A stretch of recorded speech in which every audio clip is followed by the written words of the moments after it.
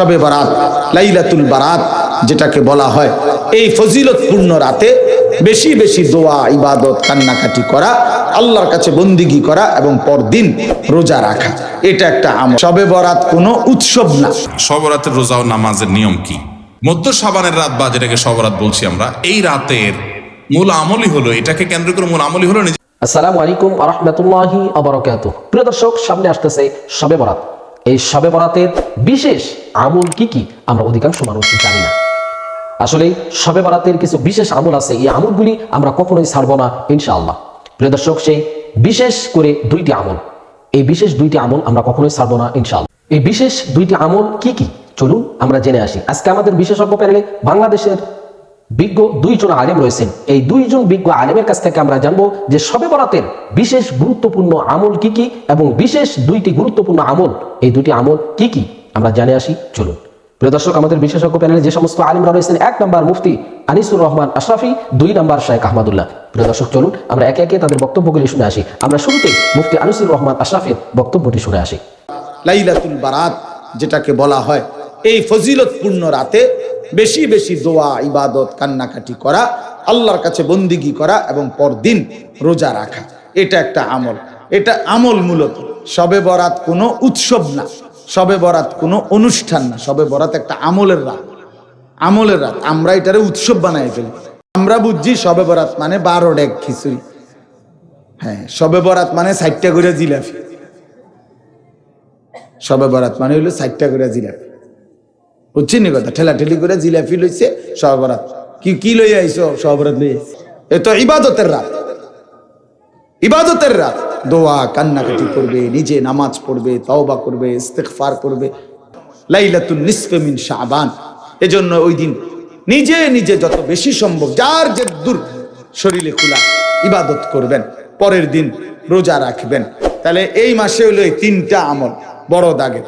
একটা হলো দোয়া বেশি করা রমজানের জন্য, 2 নাম্বার হলো কিছু নফল রোজা রাখা, আর 3 নাম্বার হলো শবে বরাত রাত্রি জেগে ইবাদত করা, দিনের বেলা রোজা রাখা। বিশেষ করে একটা সুযোগ হইল যে বেশি রোজা রাখা, এই সুন্নত নবীজি রমজানের প্রত্যেক আরবি মাসের 13, 14, 15 এই 3 দিন নবীজি রোজা রাখতেন।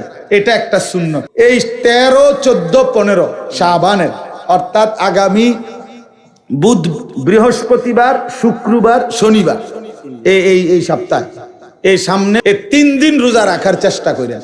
তাহলে 3টা জিনিস লাভ হইল। এক, যে এক নবীজি যে এই মাসে একটু বেশি রোজা রাখতেন, নফল রোজা, তো আমরাও 3টা রাখছেন, এইটা এক। 2, নবীজি আরবি চাঁদের 13, 14, 15 এই 3 দিন রোজা রাখতেন সব সময়, তো এইটাও এই 3 দিন। আবার শবে বরাতের জন্য নবীজি যে একটা রোজা রাখতেন, এইটাও এই 3 দিনের শেষ দিন। তো এই জন্য মা বোনরাও আমি অনুরোধ করছি, মা বোনদেরকে একটা তো শক্ত কথা বলছি, অনেকটা ভালো কথা কইলাম, যে নফল রোজা রাখেন, হ্যাঁ, শবে বরাতের জন্য এবং নফল রোজার জন্য আগামী 3 দিন রোজা রাখার চেষ্টা করেন। আর রমজান উপলক্ষে ইনশাআল্লাহ নিজেকে প্রস্তুত করে গুনাহ থেকে বাঁচবার সিদ্ধান্ত নেন, ইবাদত আমলের ফিকির করেন, বলেন ইনশাআল্লাহ। এই জন্য আপনাদের কাছে আমার অনুরোধ, নওজোয়ান ভাই তোমাদের কাছেও, রমজানকে সামনে রেখে আমরা প্রস্তুতি নেই ইবাদতের জন্য, আখিরাতের জন্য, নিজেকে জাহান্নাম থেকে বাঁচাবার জন্য, জান্নাতি হওয়ার জন্য। কয়েকটা মোটা মোটা দাগের কাজ হলো এখন। 1 নাম্বার হলো শাবান মাস। এখন এই মাসে বেশি বেশি দোয়া করা, রমজান পর্যন্ত হায়াত ভিক্ষা দান করেন, রমজান পর্যন্ত হায়াত দেন যেন রমজান পেতে পারি। এটা একটা গুরুত্বপূর্ণ আমল। আল্লাহুম্মা বারিক লানা ফি রাজাব ওয়া শাবান ওয়া বাল্লিগনা রমাদান, এটা পড়তে থাকা।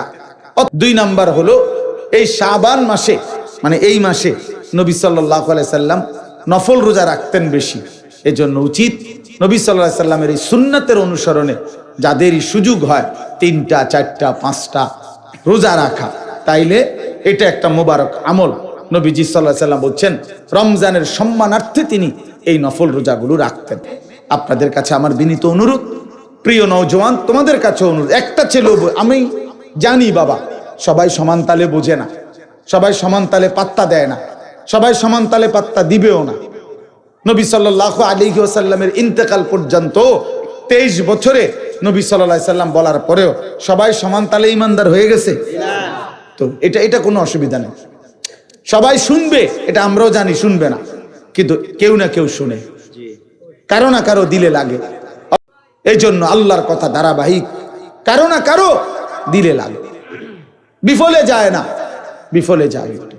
বিফলে যায় না। আমাদের প্রস্তুতি হলো আখিরাত, আমাদের প্রস্তুতি হলো কবর, হাসর, মিজান, ফুলসিরাত। বাস্তব কথা বাপ, হৃদয় দিয়ে এটা অনুভব করেন, আমাদের প্রস্তুতি হওয়ার কথা আখিরাতের। আর সেই প্রস্তুতির জন্য, আখিরাতের জন্য, পরকালের জন্য, মৃত্যু পরবর্তী জিন্দেগির জন্য সর্বশ্রেষ্ঠ সিজন, মৌসুম মাহে রমজান। শবে বরাতের রোজা ও নামাজের নিয়ম কি? সবচেয়ে বহুল জিজ্ঞাসিত প্রশ্ন এখনকার। শবে বরাত আসছে, যেটাকে আসলে হাদিসের ভাষ্যে বলা হয়েছে মধ্য শাবানের রাত, শবে বরাত না। এই মধ্য শাবানের রাত বা মধ্য শাবানের রজনী, এই রাতে যেটাকে আমরা শবে বরাত বলি, এই রাতের নামাজের নিয়ম কি? কয় রাকাত পড়তে হবে, কোন রাকাতে কোন সূরা কতবার পড়তে হবে, এটা বহুল জিজ্ঞাসিত একটা প্রশ্ন। এবং এ ব্যাপারে আমরা অনেকে জানি যে শবে বরাতের নামাজে এত রাকাত পড়তে হবে, সেখানে সূরা কুল হুয়াল্লাহ, ইখলাস এতবার পড়তে হবে, ইত্যাদি ইত্যাদি। লাইলাতুল কদর ছাড়া অন্য যে সমস্ত রাতের ফজিলত আছে, এর মধ্যে 10টা রাতের কথা আল্লাহ তাআলা শপথ করেছেন, ওয়াল ফাজরি ওয়া লায়ালিন আশর। সে 10টা রাত হলো জিলহজের প্রথম দশক। খবরও নেই আমাদের দেশে মানুষের, যে রাতগুলোর শপথ আল্লাহ কোরআনে করছেন, কত ফজিলতপূর্ণ। মধ্য শাবান রজনীর কথা আমরা বেশি মানুষ জানি শুধু না, সবচেয়ে বেশি আমরা এ রাতে ইবাদত বন্দেগীর চেষ্টা করি। তো সবচেয়ে বেশি চেষ্টা তো হওয়া উচিত হলো লাইলাতুল কদরে। এর পাশাপাশি যদি কেউ মধ্য শাবান রাতে আল্লাহ তাআলার ক্ষমা লাভের চেষ্টা করে, সেটা দর্শনীয় না, সেটা জায়েজ।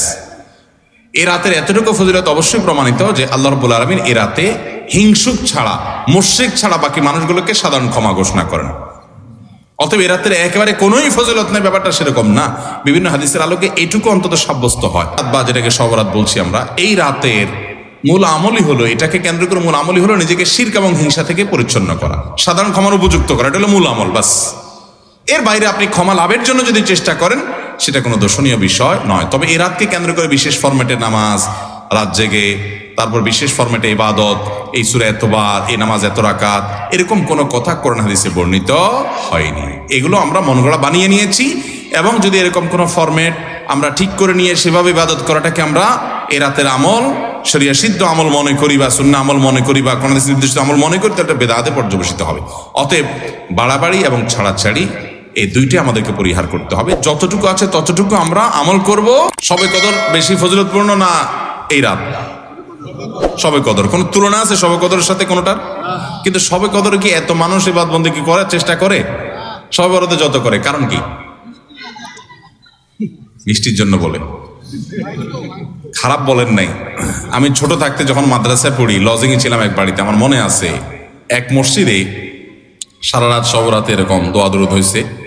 এবার শেষে মিষ্টি বিতরণ হচ্ছে, জিলাপি দিতে আর কি, তখন তো জিলাপি দেওয়া হচ্ছে। তো এক আল্লাহর বান্দা জিলাপি দিচ্ছে, সবাই দুটা দুটা করে দিচ্ছে, ভুলে তার একটা পড়ছে আর কি। পরে সে জিলাপিটি নিয়ে এসে বাইরে ওই মুয়াজ্জিন বেচারার 14 গোষ্ঠী গালিগালাজ করতে করতে বলতেছে যে সারা রাত বেটা সবচেয়ে বেশি কানলাম আমি, আর দিছে আমার একটা। বেশি মানুষ এ রাতে ইবাদত বন্দেগীর চেষ্টা করে, কারণ মানুষ মনে করে এ রাতে ভাগ্য নির্ধারণ হয়। অতএব এক রাতে ইবাদত বন্দেগী করে যদি সারা বছরেরটা ফাইনাল করে ফেলতে পারি, মন্দ কি? এই হলো মূল কাহিনী। জাতিপন্থায় বিশেষ ফরম্যাট ঠিক করে ইবাদত, নামাজ, হালুয়া রুটি খায় মানুষ। হালুয়া রুটি কেন খায়? কেন খায় হালুয়া রুটি ভাই? সারা দেশে অনেক জায়গায় এখনো এটা হালুয়া রুটি ওই দিন বানাবে মানুষ। এরপরে ওই যে আতশবাজি করা, রাতে গোসল করা, অনেক তামাশা আমাদের সমাজে আছে শবে বরাতকে কেন্দ্র করে। শত শত বেদাতের আয়োজন এ রাতকে কেন্দ্র করে আছে। আল্লাহ আমাদেরকে এগুলো থেকে বেঁচে থাকার তৌফিক দান করুন। প্রিয় দর্শক, এতক্ষণ আমরা শুনছিলাম বাংলাদেশের বিজ্ঞ 2 জন আলেমের কাছ থেকে যে শবে বরাতের বিশেষ আমল এবং শবে বরাতের দিনে বিশেষ 2টি আমল কি কি শুনছিলাম এতক্ষণ আমরা বিজ্ঞ আলেমদের কাছ থেকে। প্রিয় দর্শক, বিশেষ করে এই 2টি আমল আমরা করব ইনশাআল্লাহ। এক হচ্ছে সিয়াম পালন করা, 2 নাম্বার হচ্ছে সে রাতে কিছু ইবাদত করা। কিন্তু একেবারে নিয়ম করে নেওয়া না যে এত রাকাত নামাজ পড়তে হবে, এতগুলো কোরআন তেলাওয়াত করতে হবে, সেভাবে না। আমাদের সাধ্য অনুযায়ী আল্লাহকে খুশি করার উদ্দেশ্যে আমরা সেভাবে ইবাদত করব ইনশাআল্লাহ। আল্লাহ তাআলা আমাদেরকে পরিপূর্ণ জাযা খায়ের প্রতিদান দান করবেন ইনশাআল্লাহ। প্রিয় দর্শক, আমরা এখানে বিজ্ঞ দুইজন আলেমের কথাগুলি শুনলাম। এই দুইজন বিজ্ঞ আলেমের মধ্য থেকে যার কথাগুলি কোরআন ও হাদিসের দলিল ভিত্তিক মনে হবে, আমরা তার কথাটাই, তার মতটাই গ্রহণ করে নেব ইনশাআল্লাহ।